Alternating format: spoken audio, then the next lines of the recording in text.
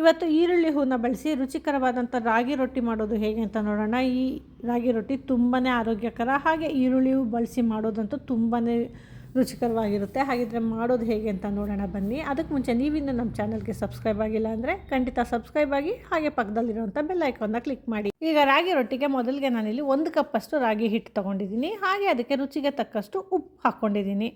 ಹಾಗೆ ಇಲ್ಲಿ 1 ಕಪ್ಪಷ್ಟು ಈರುಳ್ಳಿ ಹೂವನ್ನ ಸಣ್ಣದಾಗಿ ಕಟ್ ಮಾಡಿ ಇಟ್ಕೊಂಡಿದ್ದೀನಿ. ಈ ಈರುಳ್ಳಿ ಹೂವನ್ನ ಕೂಡ ಹಾಕ್ಕೊತಾ ಇದ್ದೀನಿ. ಹಾಗೆ ಒಂದು ಅರ್ಧ ಕಪ್ಪಷ್ಟು ಅಂದರೆ ಸಣ್ಣದಾಗಿರೋಂಥದ್ದು 2 ಈರುಳ್ಳಿನ ಈ ರೀತಿ ಸಣ್ಣದಾಗಿ ಕಟ್ ಮಾಡಿ ಹಾಕ್ಕೊಂಡಿದ್ದೀನಿ. ಹಾಗೆ ಅರ್ಧ ಕಪ್ಪಷ್ಟು ಕ್ಯಾರೆಟ್ನ ಈ ರೀತಿ ತುರಿದು ಹಾಕ್ಕೊಂಡಿದ್ದೀನಿ. ಮತ್ತು ಒಂದು 1/4 ಕಪ್ಪಷ್ಟು ಅಥವಾ ಒಂದು ಹಿಡಿ ಆಗುವಷ್ಟು ಮೆಂತ್ಯ ಸೊಪ್ಪನ್ನ ಸಣ್ಣದಾಗಿ ಕಟ್ ಮಾಡಿ ಹಾಕ್ಕೊಂಡಿದ್ದೀನಿ. ಇಲ್ಲಿ ಮೆಂತ್ಯ ಆದರೂ ಹಾಕ್ಕೋಬೋದು ಅಥವಾ ಯಾವುದೇ ಸೊಪ್ಪು ಕೂಡ ಹಾಕ್ಕೋಬೋದು, ಚೆನ್ನಾಗಿರುತ್ತೆ. ಹಾಗೆ ಸ್ವಲ್ಪ ಕೊತ್ತಂಬರಿ ಸೊಪ್ಪು ಮತ್ತು 1 ಸ್ಪೂನಷ್ಟು ಜೀರಿಗೆ ಹಾಕ್ಕೊಂಡಿದ್ದೀನಿ. ಮತ್ತು 2 ಹಸಿಮೆಣಸಿನ್ಕಾಯಿನ ಸಣ್ಣದಾಗಿ ಕಟ್ ಮಾಡಿ ಹಾಕ್ಕೊಂಡಿದ್ದೀನಿ. ಇದು ಆಪ್ಷನಲ್ಲು. ಈಗ ಈ ಎಲ್ಲ ಪದಾರ್ಥಗಳನ್ನ ಚೆನ್ನಾಗಿ ಮಿಕ್ಸ್ ಮಾಡ್ಕೊಳ್ಳೋಣ.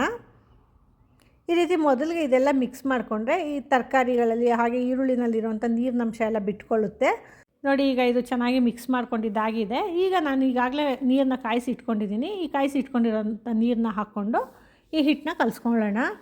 ಈ ರೀತಿ ಬಿಸಿನೀರು ಹಾಕಿ ಕಲಿಸ್ಕೊಳ್ಳೋದ್ರಿಂದ ರಾಗಿ ಚೆನ್ನಾಗಿ ಬೆಂದಂಗೆ ಆಗುತ್ತೆ. ಹಾಗಾಗಿ ರೊಟ್ಟಿ ಸಾಫ್ಟಾಗಿ ಚೆನ್ನಾಗಿ ಬರುತ್ತೆ.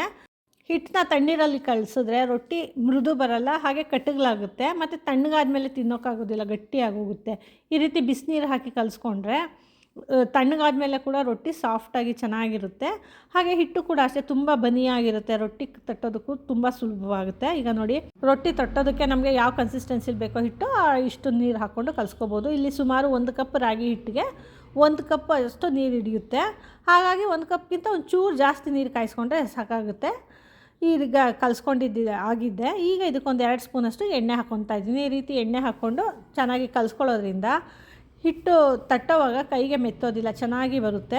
ಹಾಗೆ ರೊಟ್ಟಿ ಕೂಡ ಅಷ್ಟೇ ಮೃದುವಾಗಿ ಚೆನ್ನಾಗಿರುತ್ತೆ. ಅದಕ್ಕೋಸ್ಕರ ಹೀಗೆ ಚೆನ್ನಾಗಿ ಮಿಕ್ಸ್ ಮಾಡಿಕೊಂಡು ನಂತರ ಇಲ್ಲಿ ನಾನು ಈ ರೊಟ್ಟಿನ ತಟ್ಕೊಳ್ಳೋದಕ್ಕೆ ಈ ರೊಟ್ಟಿ ಶೀಟ್ನ ಹಾಕ್ಕೊಂಡು, ಈ ರೊಟ್ಟಿ ಶೀಟ್ನ ಮೊದಲೇ ತೊಳೆದು ಇಟ್ಕೊಂಡಿದ್ದೀನಿ. ಇದಕ್ಕೆ 1 ಸ್ಪೂನಷ್ಟು ಎಣ್ಣೆ ಹಾಕ್ಕೊಂಡು ಗ್ರೀಸ್ ಮಾಡ್ಕೊತಾ ಇದ್ದೀನಿ. ಈಗ ಈ ಕಲಸಿಟ್ಕೊಂಡಿರೋಂಥ ಹಿಟ್ಟನ್ನ ನೋಡಿ, 1 ಉಂಡೆ ಅಷ್ಟು ಹಿಟ್ಟು ತೊಗೊಂಡಿದ್ದೀನಿ.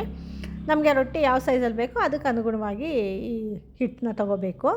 ಈಗ ಹಾಕ್ಕೊಂಡು ಚೆನ್ನಾಗಿ ತಟ್ಟಿದ್ರೆ ಎಷ್ಟು ತೆಳುವಾಗಿ ಬೇಕೋ ಅಷ್ಟು ತೆಳುವಾಗಿ ತಟ್ಕೋಬೋದು.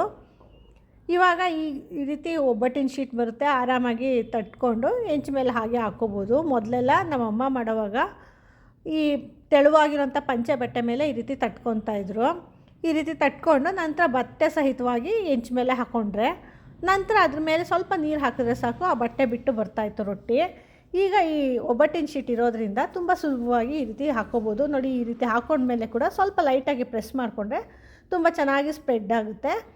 ನಂತರ 1 ನಿಮಿಷ ಬೇಯೋದಕ್ಕೆ ಹಾಗೆ ಬಿಟ್ಬಿಟ್ಟು ನಂತರ ಈ ಒಬ್ಬಟ್ಟಿನ ಶೀಟ್ ತಕ್ಕೊಂಡ್ರೆ ಚೆನ್ನಾಗಿ ಬೆಂದಿರುತ್ತೆ. ಈಗ ಸ್ವಲ್ಪ ಚೆನ್ನಾಗಿ ಆ ರೊಟ್ಟಿ ಬೆಂದ ನಂತರ ಈ ರೀತಿ ಮೊದಲು ಸುತ್ತು ಬಿಡಿಸ್ಕೊಂಡು ನಂತರ ಈ ರೀತಿ ತಿರುವು ಹಾಕ್ಕೋಬೇಕು. ಹೀಗೆ ತಿರುವು ಹಾಕ್ಕೊಂಡು 2 ಕಡೆ ಚೆನ್ನಾಗಿ ಬೇಯಿಸ್ಕೋಬೇಕು. ಬೇಕಂದರೆ ಎಣ್ಣೆ ಹಾಕ್ಕೊಂಡು ಕೂಡ ಬೇಯಿಸ್ಕೋಬೋದು. ಆದರೆ ಈಗಾಗಲೇ ಹಿಟ್ಟು ಕಲಸೋದಕ್ಕೆ 1 ಸ್ಪೂನ್ ಎಣ್ಣೆ ಹಾಕ್ಕೊಂಡಿದ್ವಲ್ಲ, ಅದೇ ಸಾಕಾಗುತ್ತೆ. ರೊಟ್ಟಿ ಹಾಗೆ ಚೆನ್ನಾಗಿ ಬೇಯುತ್ತೆ. ಇದಕ್ಕೆ ಎಣ್ಣೆ ಕೂಡ ಜಾಸ್ತಿ ಹಿಡಿಯೋದಿಲ್ಲ. ಹಾಗೆ ಇದನ್ನು ಬೆಣ್ಣೆ ಜೊತೆ ತಿಂದ್ರಂತೂ ತುಂಬಾ ವಿಶೇಷವಾದ ರುಚಿ ಇರುತ್ತೆ. ಈಗ ನೋಡಿ, ಇದಕ್ಕೆ ಕಾಯಿ ಚಟ್ನಿ ಹಾಗೆ ಗಟ್ಟಿ ತುಪ್ಪ ಹಾಕ್ಕೊಂಡು ತಿಂದ್ರಂತೂ ತುಂಬ ರುಚಿಯಾಗಿರುತ್ತೆ. ಈ ರೆಸಿಪಿ ನಿಮಗೆ ಇಷ್ಟ ಆಯಿತಾ? ಹಾಗಿದ್ರೆ ಖಂಡಿತ ನೀವು ಟ್ರೈ ಮಾಡಿ, ಹೇಗೆ ಬಂತು ಅಂತ ನಮಗೆ ಫೀಡ್ಬ್ಯಾಕ್ ಕೊಡಿ. ಹಾಗೆ ಇನ್ನೂ ಹೆಚ್ಚು ವೀಡಿಯೋಸ್ಗಳಿಗಾಗಿ ನಮ್ಮ ಪೂಯಾಸ್ ಕಿಚನ್ನ ಲೈಕ್ ಮಾಡಿ, ಶೇರ್ ಮಾಡಿ, ಹಾಗೆ ಸಬ್ಸ್ಕ್ರೈಬ್ ಮಾಡಿ. ಧನ್ಯವಾದಗಳು.